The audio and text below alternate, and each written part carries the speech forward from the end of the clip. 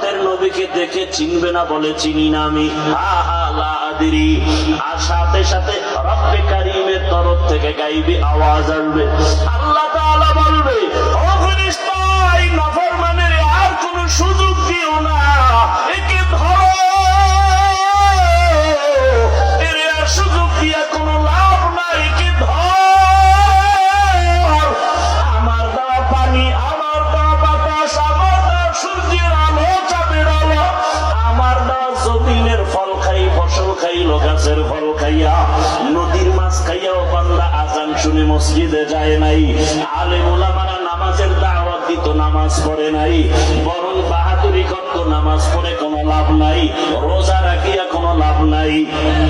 আমি আল্লাহ এত অন্যায় করার পরে দুনিয়াতে কিছু বলি নাই।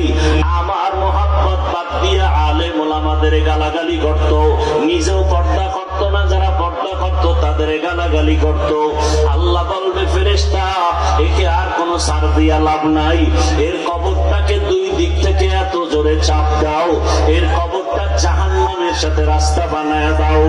আল্লাহর ওয়াদারে কবরটা জাহান্নামের আগুনে ভরে যাবে।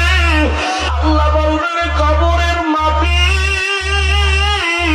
এই গুনাহগার নাফরমানের জোরে জোরে চাপ দাও। এত জোরে চাপ দিবে, বেঈমান নাফরমান বেনামাজি এক পাথরের হাড় আর এক পাথরের সাথে ঢুকে যাবে, আর সাথে আঘাত করা শুরু করবে। ওরে কারো কবরে 99টা সাপ, কারো কবরে 70টা সাপ আসবে। ও আমার কলিজার যুবক বাবারা, ও বৃদ্ধ বাবাজিরা, ও পর্দার আড়ালের মা বোনেরা, একটু আগে আপনারা নিজেরাই স্বীকার করলেন আপনার আল্লাহ, আমার আল্লাহ এক, নবী এক, কোরআন এক, কাবা এক, ধর্ম এক, কালেমা এক, কাফনের কালারও এক, কবর এক, প্রশ্ন এক। তারপরও কেন আপনাকে টুপির বয়ান করতে হবে? আপনাকে কেন পর্দার বয়ান করতে হবে? আমি টুপি খুলতে চাই না আর আপনি টুপি দিতে চান না। আমি দাড়ি কাটতে চাই না, আপনি রাখতে চান না। আমি মসজিদে না ঢুকলে কষ্ট পাই আর আপনার ঢুকতে গেলে কষ্ট লাগে। বুঝি না আমি ভুলে আছি নাকি আপনারা ভুলে আছেন।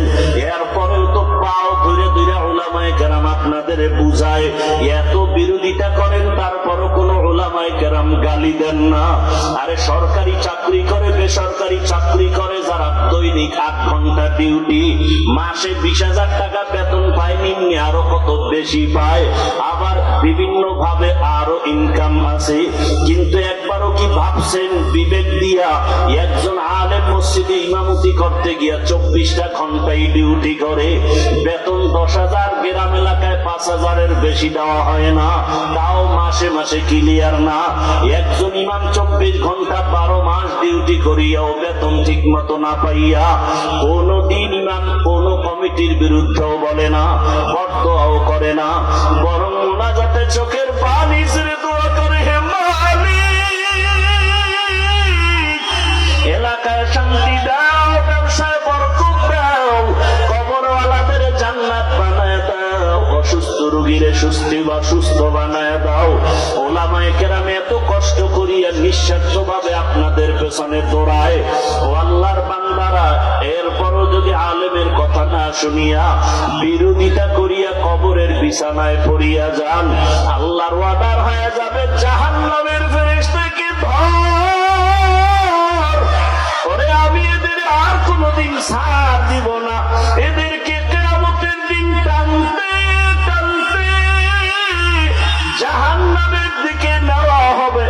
আর অর্ডার হবে, ওয়াসিকাল্লাযীনা কাফারু ইলা জাহান্নামা যুমারা হাত্তা ইযা জাউহা ফুতিহাত আবওয়াবুহা ওয়া ক্বাল।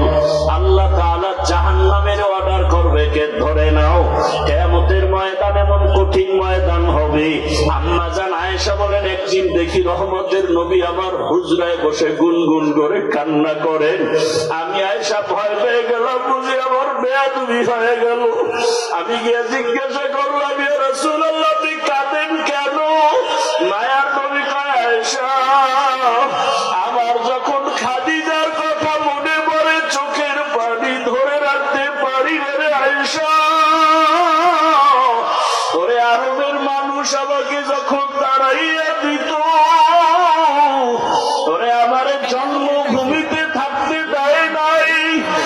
সময় আমার খাদিজা আমার জীবনের বড় সফলতার চাবি হয়ে আসছে। ও আয়েশা, খাদিজার কথা মনে যখন পড়ে চোখের পানি ধরে রাখতে পারি না। আর যখন হাসরের ময়দানের কথা মনে পড়ে কান্না করি। কেন ইয়া রাসূলুল্লাহ? আল্লাহর নবী বলেন, ও আয়েশা, হাসরের ময়দানটা তো কঠিন। ওরে জমিনটা সূর্যের গরমে তামা হয়ে যাবে, অন্যদিকে জাহান্নামের আওয়াজ।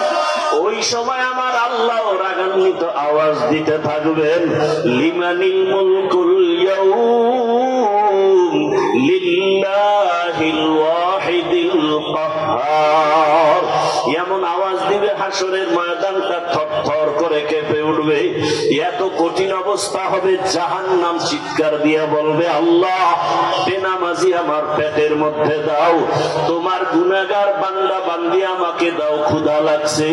আল্লাহ বলবে, ফেরেশতারা জাহান্নামকে ফিরাও। জাহান্নাম যদি আগার যায়, বিচার করতে পারবো না, শিকল লাগাইয়া ধরো।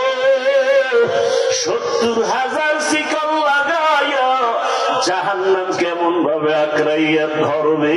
ও আমার বাবারা, রাসূল যদি জাহান্নামের ভয় কান্না করেন হাসরের ময়দানের কথা চিন্তা করে, আপনার আমার কি উপায়? কপাল খারাপ, এক ফোঁটা চোখে পানিও নাই।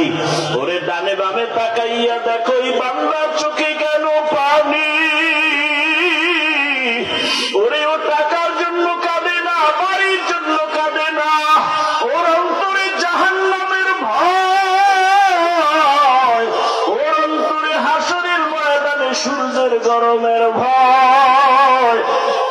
ওই বান্দা কান্না করে, চিন্তা করে, টাকা পাইলাম, বাড়ি পাই